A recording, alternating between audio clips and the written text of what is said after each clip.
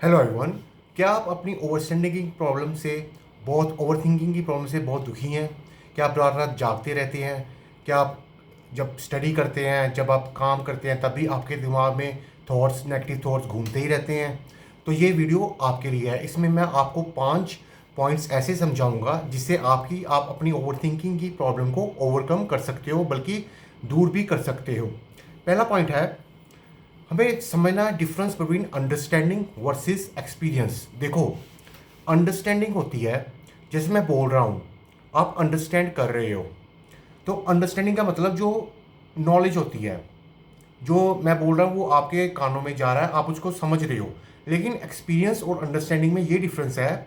जो एक्सपीरियंस होता है वो फीलिंग्स पे होता है, वो हमारी बॉडी की जो फीलिंग्स हैं उसमें आता है।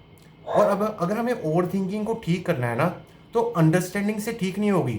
जो मैं बोल रहा हूँ, अगर वो आप सिर्फ सुन रहे हो लेकिन अप्लाई नहीं कर रहे, अपनी फीलिंग्स पे अप्लाई नहीं कर रहे, तो वो ठीक नहीं होगी। आप जो मर्जी वीडियो सुन रहे हो ओवर थिंकिंग पे, लेकिन अगर आप उसको अप्लाई नहीं करते, अपने एक्सपीरियंस को चेंज नहीं करते। देखो, अंडरस्टैंडिंग मतलब कि थॉट्स को समझना। एक्सपीरियंस मतलब जो आप एक्सपीरियंस कर रहे हो, अपनी फीलिंग्स, अपनी एंजाइटी, स्ट्रेस, हार्ट बीट तेज हो जाना, ये फीलिंग्स एक्सपीरियंस कर रहे हो। जब तक आप इन पे काम नहीं करोगे, आपकी ओवर थिंकिंग ठीक नहीं होगी। तो दूसरा पॉइंट है एक्सेप्टेंस। एक्सेप्ट करना बड़ा ज़रूरी है। देखो, इस वक्त आपको ये एक्सेप्ट करना पड़ेगा कि आपको ओवर थिंकिंग की प्रॉब्लम है।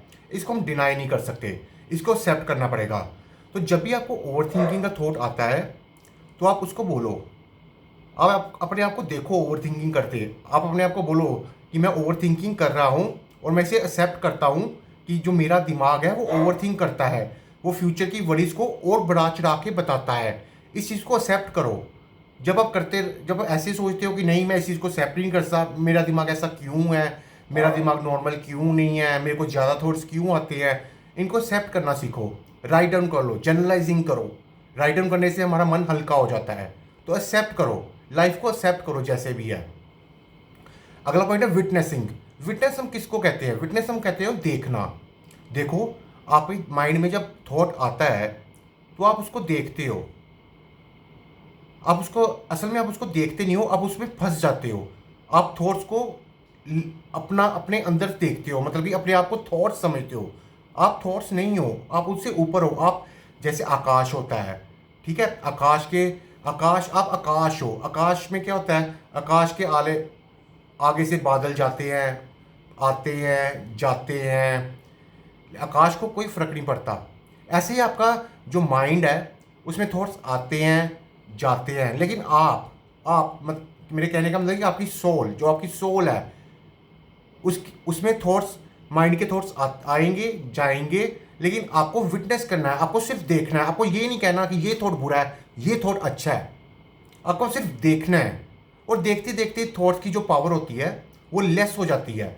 क्योंकि जो देखने वाला होता है ना, वो सिर्फ ये नहीं देखता कि क्या अच्छा है, क्या बुरा है, वो सिर्फ देखता है।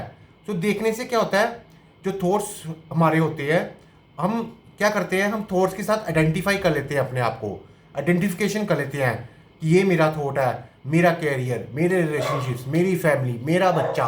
हम आइडेंटिफिकेशन कर लेते हैं, मेरी हेल्थ। तो ये आइडेंटिफिकेशन से ही सारी प्रॉब्लम्स शुरू होते हैं।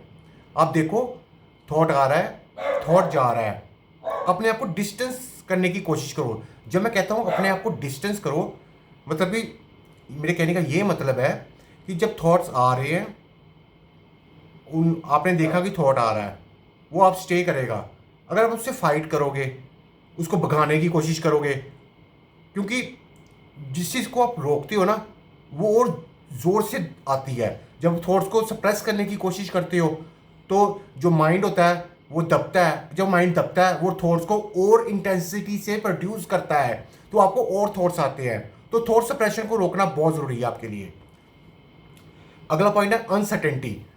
अनसर्टेनिटी क्या होती है? अनसर्टेनिटी होती है फ्यूचर में क्या होने वाला है, क्या मैं पास होऊंगा, मैं फेल होऊंगा, क्या मेरे बच्चे मेरा नाम रोशन करेंगे कि नहीं करेंगे, क्या मुझे नौकरी पे कल मेरी मीटिंग है, उसमें मैं अच्छा कर पाऊंगा कि नहीं कर पाऊंगा। देखो, अनसर्टेनिटी, लाइफ जो होती है वो अनसर्टन होती हैं। अगर लाइफ सर्टन हो जाए, आपको पहले से ही पता चल जाएगी हाँ कि मेरा बच्चा बहुत अच्छा करने वाला है, मेरा मीटिंग पे बहुत अच्छा मेरा इंटरव्यू होने वाला है, मेरा सब कुछ अच्छा होने वाला है, तो लाइफ का मज़ा ही खत्म हो जाएगा।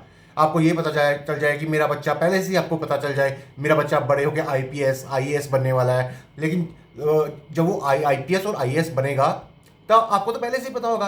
आप लाइफ को सर्टन लेके चलते हो कि आप चाहते हो कि ये चीज़ जो मैंने सोची है, आप फ्यूचर को प्रिडिक्ट करने की कोशिश करते हो कि फ्यूचर जैसा मैं चाहता हूँ वैसा ही हो, और जो मैं नहीं चाहता हूँ वो नहीं हो। ऐसा नहीं होता, जीवन ऐसे नहीं चलता, जीवन आपके कहने से नहीं चलेगा। जीवन जैसे है, जैसे उसका भाव है वैसे ही चलेगा। अगर आप उस भाव के साथ चलोगे तो आप सुखी रहोगे। अगर आप उसे बदलने की कोशिश करोगे, वरिस के साथ, अपने फ्यूचर की वरिस के साथ सोचते रहोगे, आपको लगता है कि आप सोचोगे और थॉट्स हैं जो वो कम हो जाएंगे, प्रॉब्लम सॉल्व हो जाएगी, लेकिन ऐसा होता नहीं। थॉट्स और बढ़ जाते हैं, प्रॉब्लम और बढ़ जाती है। सो अनसर्टेनिटी को एक्सेप्ट करना सीखो कि कल क्या होगा क्या पता, जो भी होगा देखा जाएगा। जब ये बात आपके दिमाग में आ जाए, आप अंदर से दिल से बोलो जो भी होगा देखा जाएगा, तो एक नई क्रांति पैदा होती है अंदर। अगला टाइप है माइंड ट्रैप। देखो, जो हमारा माइंड है वो एक प्रोटेक्टिव मैकेनिज्म है, माइंड की कोई गलती नहीं।